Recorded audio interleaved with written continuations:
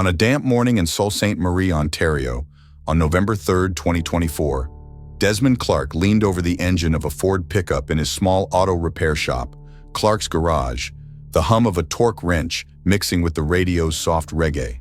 At 47, Desmond, a Jamaican Canadian, was a stocky man with salt and pepper dreadlocks and a steady hand honed by 2 decades fixing cars. Sault Ste. Marie, a city of 72,000 nestled along the St. Mary's River, was a gritty blend of steel mills, waterfront trails, and tight-knit neighborhoods. Desmond had moved here 8 years ago with his wife Marla, a hairdresser, and their daughter Kiana, 15, chasing a slower pace from Toronto's chaos. But the city's warmth came with a chill, one Desmond felt as a black man in a mostly white town. Clark's Garage, a modest brick building on Queen Street, was his pride, built with savings and sweat. It drew steady clients, locals, truckers, retirees, but not without friction. Customers like Ron Whitaker, a white contractor, often questioned Desmond's rates, muttering, "You sure you know this model?" despite his certifications. Suppliers like Jim Callahan at Auto Parts North delayed shipments, citing mix-ups that didn't hit white-owned shops. Last month, a client, a white woman in her 60s, had refused to pay full price, claiming, "I don't trust your work." Desmond let it slide, needing the business, but each jab was a splinter, piling up. Today, as Desmond tightened a bolt, Ron walked in, his work boots thudding. "Desmond, my Chevy's rattling again," he said, leaning on the counter. "You fixed it last week, right?" His tone was sharp, eyes narrowing. Desmond wiped his hands, his voice even. "I did, Ron. Let's check it. No charge if it's my miss." Ron's smirk said he doubted it. "Better not be. I don't like wasting money." The word wasting stung, a code Desmond knew. Black Jamaican, not trustworthy. He diagnosed a loose belt, fixed it free, but Ron paid without a tip, muttering, "Hope it holds this time." At lunch, Desmond ate jerk. Chicken Marla had packed, alone in the shop's back room. His friend Malik, a black barista at a nearby cafe, texted, "Ron giving you grief again?" Desmond replied, "Same old. You?" Malik's response was grim. "Got called, boy, by a customer. Smiled through it." Desmond sighed, the shared weight heavy. Marla faced it too. Clients at her salon asking if she really knew white hair, some leaving after one visit. Kiana at school had mentioned a classmate, Ethan, whispering ghetto when she passed. Desmond taught her to keep her head up, but the splinters were spreading. That afternoon, Desmond found a note taped to the garage's back door. "Go back to Jamaica." The words, scrawled in black marker, hit like a punch. He tore it down, his hands shaking, and stuffed it in his pocket before Kiana arrived to help with bookkeeping. Marla, dropping her off, saw his face. "Des, what's wrong?" she asked, her voice low. He showed her the note, his voice tight. "It's not the first. Last week, his toolbox had been scratched with Rasta, the word crude but clear. He'd reported it to the police, but Constable Derek Walsh called it likely kids, offering no follow-up." Marla's eyes welled. "We can't ignore this, Des." He nodded, his chest heavy. "We won't, but quiet. No cops yet." At home, a rented house on Pine Street, Desmond grilled fish while Kiana studied. Marla, braiding Kiana's hair, spoke softly. "We need cameras, Des, like Malik's shop." Desmond agreed, but dread crept in. Cameras cost money, and the garage's profits were thin, stretched by rent, Kiana's school fees, Marla's salon supplies. Their neighbor, Mrs. Linda Harper, a white widow, had already complained about their spicy cooking, suggesting they tone it down for the street. Desmond ignored it, but Linda's friendly chats with Ron, seen at the corner store, raised his guard. On November 4th, the harassment deepened. Desmond arrived at the garage to find a tire slashed on his work van, black trash scratched into the hood. He photographed it, his heart racing, but didn't call Walsh. Trust in the police was gone. Kiana, helping after school, saw the damage and gasped. "Dad, who did this?" Desmond's voice was calm for her. "Vandals, Kiana. We'll fix it." But his hands shook as he patched the tire, costing $150. At school, Kiana admitted Ethan had shoved her bag, muttering "Island girl." Marla, home late, found a new note under their doormat. "You don't belong." "Des, this is a pattern," she said, her voice breaking. "Ron, Linda, Ethan's dad, they're connected." That night, Desmond and Marla sat in their kitchen, the notes and photos on the table. "It's not just kids," Desmond said, his voice low. "Gary's in it, maybe Ron's buddies." Marla's eyes hardened. "We get cameras tomorrow, we catch them, we act quietly." Desmond nodded, his resolve firm but fear lingering. They were Jamaican Canadians, their garage a beacon, but Sault Ste. Marie's shadows were deep, and their fight was just beginning. On November 5th, 2024, Desmond Clark stood in the cluttered back room of Clark's garage in Sault Ste. Marie, Ontario, watching his wife Marla adjust a newly installed security camera above the shop's rear door. The device, a $300 hit to their tight budget, blinked its red light, a quiet guard against the racism eroding their lives. At 47, Desmond, a Jamaican Canadian, felt the sting of the past week. A note taped to the garage demanding go back to Jamaica, a slashed tire on his work van with black trash scratched into the hood, and a toolbox defaced with Rasta. Sault Ste. Marie's damp streets hid a venom that threatened his auto repair business, his family, and their place in this city of 72,000. Marla, 44, tested the camera's feed on her phone, the grainy image showing the alley behind the garage. "It's working," she said, her hairdresser's hands steady despite the worry in her eyes. "Front door next. We catch them, Des." Desmond nodded, his chest tight. Them meant Ron Whitaker, the white contractor who questioned his work, Jim Callahan, the supplier delaying parts, or Linda Harper, their neighbor whose tone-it-down complaints masked colder prejudice. The notes, the vandalism, Kiana's school taunts, they weren't random, Desmond knew, but proving it risked the garage, their lifeline for Marla, Kiana, 15, and their rented home on Pine Street. The garage was quieter now, the vandalism's shadow lingering. Regulars came, but some, like Mrs. Ellis, hadn't returned, her local preference excuse, a veiled jab. At noon, Kiana arrived from school, her eyes scanning the empty bays. "Dad, mister. Peterson canceled his tune-up," she said, organizing invoices. "Said he found someone more reliable." Desmond's stomach sank. Peterson was a steady client, his cancellation echoing Ron's wasting money dig. "We'll manage, Kiana," he said, his voice firm, but his hand shook as he tightened a lug nut. Kiana's frown said she felt the weight, her university savings tied to the garage's survival. That afternoon, Jim called, his voice smug. "Parts orders delayed, Desmond. Payment issue. You know how it goes." Desmond's grip on the phone tightened. He'd paid up front, as demanded. "Jim, I settled last week," he said, his tone even. Jim chuckled. "Must be a glitch. Cash up front next time." It was a squeeze, and Desmond knew it, but he couldn't risk losing parts. He paid $400, their savings dwindling, and hung up, his anger a quiet ember. Kiana, sorting receipts, whispered, "He's doing it on purpose, Dad."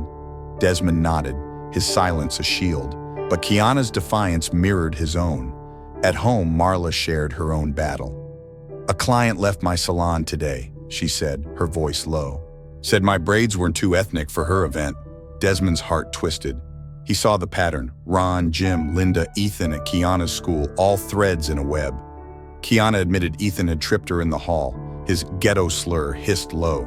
"Teachers didn't see," she said, her eyes down. Desmond hugged her, his voice fierce. "You're not ghetto, Kiana, you're us." But the splinters were spreading. Marla's clients, Kiana's school, the garage, all battlegrounds. On November 6th, the camera caught something. Desmond, checking the feed during a break, saw footage from 2 a.m. A figure, Ron, his contractor's build clear, spraying paint on the garage's back wall, the word nigger, faint but unmistakable. The figure glanced at Linda's house, her porch light on. Desmond's pulse raced. He sent the clip to Marla, texting, "It's Ron, Linda's in it." Marla replied, "Don't confront yet, we need more." But Desmond's patience was thinning. He pictured Ron's smirk, Linda's spicy jabs, Jim's delays. They were a noose, tightening around Clark's garage. At the garage, a client, Mr. Dubois, lingered after his oil change. "Desmond, I saw the tire," he said, his voice low. "My shop got hit last year, same scratches, keep evidence." Desmond nodded, gratitude mixing with dread. "Thanks, Mr. Dubois." But clients were scarce, Ron's whispers turning locals away. At school, Kiana faced Ethan's shove, his island girl taunt bolder. Marla's salon lost another client, citing style mismatch. A new note appeared in the garage's mailbox. Last chance. Desmond's hands shook as he bagged it, Kiana's eyes wide. At home, Linda's friendly wave was gone, her husband Frank, watching from their porch, his eyes cold.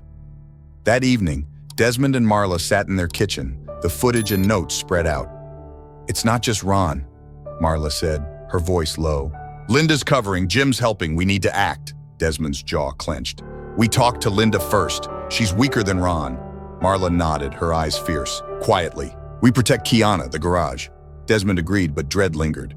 Frank's ties to Constable Walsh, Ron's clout, Jim's grip on supplies. They were Jamaican Canadians, their roots deep, but salts and tea. Marie's thorns were sharper, and their fight was only heating up. On November 7th, 2024, Desmond Clark stood on the porch of his neighbor's house on Pine Street, Sault Ste. Marie, Ontario, his breath fogging in the cold dusk as he gripped a printed still from the garage's security camera. The image, captured at 2 a.m. 2 days ago, showed Ron Whitaker, the white contractor, spraying nigger on Clark's garage's back wall, glancing at Linda Harper's lit porch. At 47, Desmond, a Jamaican Canadian, was a rock against relentless racism. Notes demanding go back to Jamaica and last chance, a slashed tire with black trash scratched into his van, a defaced toolbox, and supplier Jim Callahan's delays. His auto repair shop, Clark's Garage, was bleeding, clients dropping, profits down 25%, and Sault Ste. Marie's damp chill hit a venom threatening his wife, Marla, and daughter, Kiana, 15. Marla stood beside him, her hairdresser's hands clenched. We keep it calm, she said, her voice low but fierce. Linda talks, we get Ron. Linda, their white neighbor whose spicy cooking complaints veiled prejudice, was their target. Her porch light during the graffiti tied her to Ron, and her husband Frank, a retired mechanic, linked to Constable Derek Walsh, who dismissed earlier vandalism as kids. Desmond nodded, his anger a steady burn. The notes, the tire, Kiana's school taunts, they couldn't wait. They knocked, Linda's face appearing, her smile crumbling. Desmond, Marla, what's this? She asked, her voice shaky. Desmond held up the still. This is Ron, Linda, defacing my garage. Your light was on. You knew. Linda's eyes darted to the image, her hands twisting her sweater. I didn't see anything, she stammered, but Frank emerged, his bulk looming. You accusing us? He growled. Marla's voice was sharp. We're asking, Frank. Ron's paint, your porch, the notes. Stop it, or we take this further. Frank's face reddened, but Linda's hand gripped his arm. We don't want trouble, she whispered, her voice cracking. Desmond's gaze was steel. Tell Ron to back off. You know why. They left, Frank's glare a threat, but no note came that night, a tense hush. At Clark's garage, the air was heavy.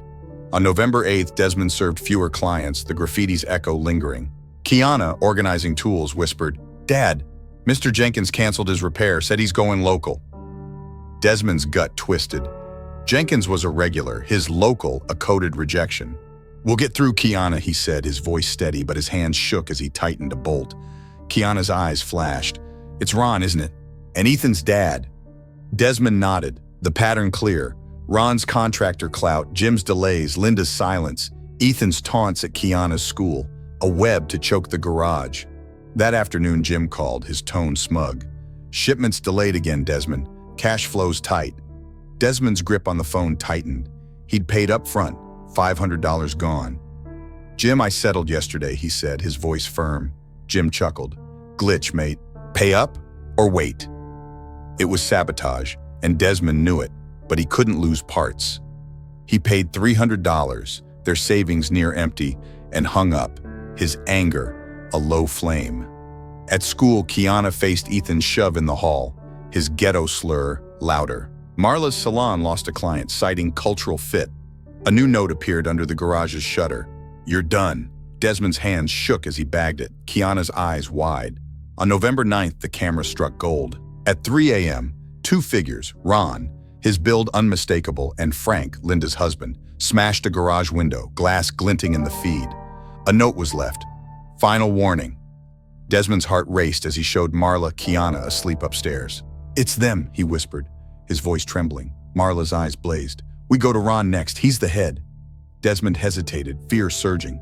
Ron's ties to Walsh could kill the garage, but Marla's grip was fierce. We're not running. We need this. Desmond nodded, his resolve hardening. Tomorrow, we end it. That day, Desmond arrived at the garage to find his tool rack toppled, oil cans spilled, filth scrawled on the floor. Kiana gasped, tears falling. Dad, it's too much. Desmond's heart broke, but he grabbed his phone, checking the camera. 2 a.m., Ron and a second figure, likely Ethan's dad. "It's not over," he said, his voice iron. At school, Kiana's locker was defaced. Island trash in marker. Marla's salon faced a health check, a client's complaint tied to Frank. Malik, the black barista, texted, "Same shit at my cafe, Des. Evidence is power."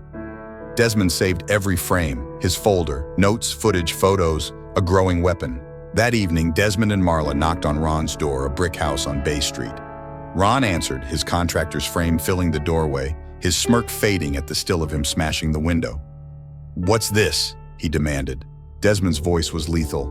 "You, Ron, wrecking my garage. Frank, too. We have notes, footage, everything. Stop or we take this further." Marla held her phone. The clip paused, Ron's face frozen. "We know about Jim, Linda, the cancellations. It ends now." Ron's eyes narrowed, but his voice was low. "You're playing with fire, Clark. No one will care." Desmond stood tall. "We're Canadians. This is our home. Try us." They left, Ron's silence a crack, but Desmond's hands shook.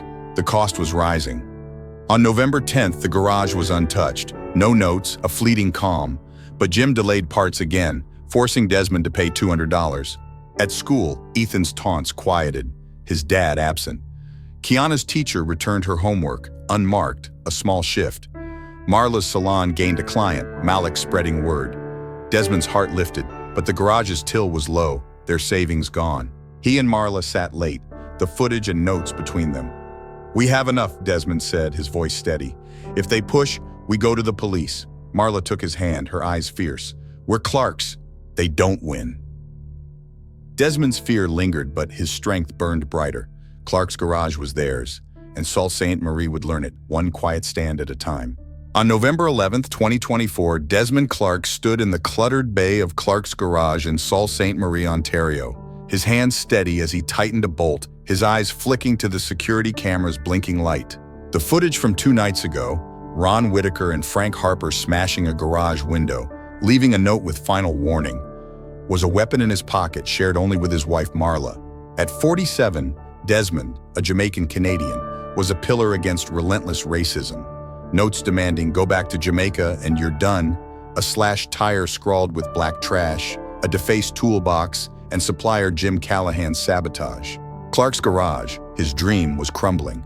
Clients scarce, profits down 35%, and Sault Ste. Marie's gray skies hid a venom threatening Marla, 44, and their daughter Kiana, 15. The confrontations with Linda Harper and Ron had sparked a fragile truce. No new notes, no paint. But Desmond felt the town's pulse, taut and vengeful. Marla, her salon shifts draining, stood firm. "We've got them," she'd said, clutching their evidence folder. Ron's nigger graffiti, Frank's vandalism, photos of notes, a client's ghetto slur against Kiana. Kiana's school taunts and Marla's client losses echoed their fight. Desmond's voice was iron.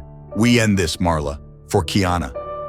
But Ron's contractor clout, Frank's ties to Constable Derek Walsh, and Linda's complicity were a wall, and every move risked the garage, their home, their life on Pine Street. At the garage, Ron's shadow lingered. On November 12th, Desmond served a trickle of clients, the vandalism's echo keeping locals away. Kiana, sorting invoices, whispered, "Dad, Mrs. Carter canceled her repair. Said she's sticking with locals." Desmond's gut twisted. Carter was a regular, her locals a coded jab.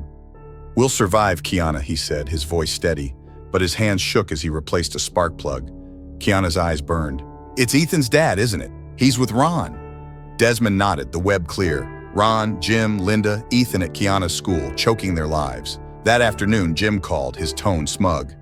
"Parts orders stuck, Desmond. Payment glitch. Pay up." Desmond's grip tightened.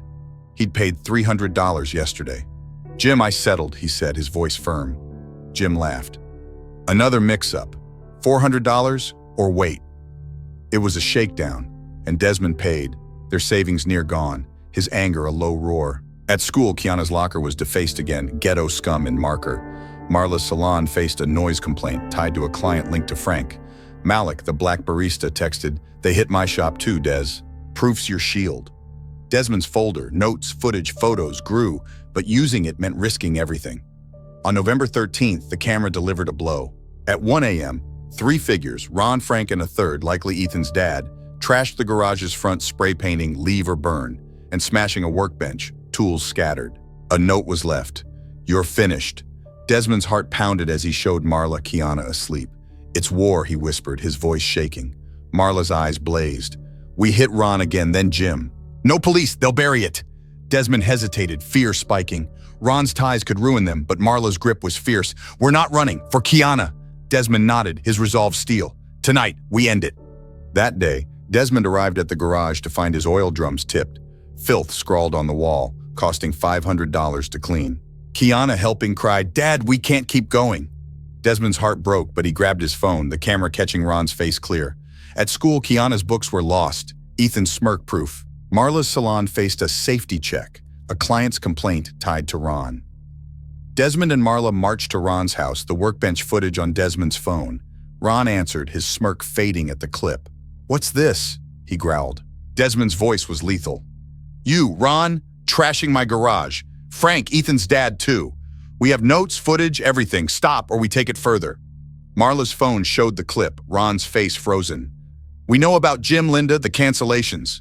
"It ends now." Ron's eyes flared, but his voice was low. "You're dead, Clark."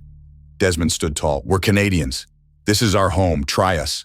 They left, Ron's silence a fracture. But Desmond's hands shook. The cost was crushing. On November 14th, the garage stood untouched. No notes, a fleeting dawn. Jim delivered parts, his tone curt but compliant. A client, Mr. Dubois, returned, tipping extra. "Heard about the window," he said. "You're tough, Desmond." At school, Ethan's taunts stopped, his dad absent. Kiana's teacher praised her essay, a Jamaican-Canadian story. Marla's salon gained 2 clients, Malik's word spreading. A note appeared in their mailbox. "Sorry."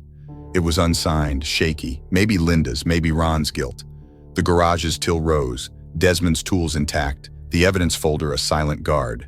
That night, Desmond stood in his garage, the wrench in his hand, Marla and Kiana beside him. The broken window, the scrawled filth, the notes. They'd scarred him, but so had Marla's courage, Kiana's fire, Malik's nod, Dubois's tip. They'd fought in silence, no crowds, no noise, and held their ground. Desmond touched the counter, its wood warm, and whispered, "This is our fight, our home. Share it, carry it, let it light every road." He saw others, mechanics, families, kids like Kiana, holding their story, passing it like a flame to defy every shadow, a spark no hate could snuff out.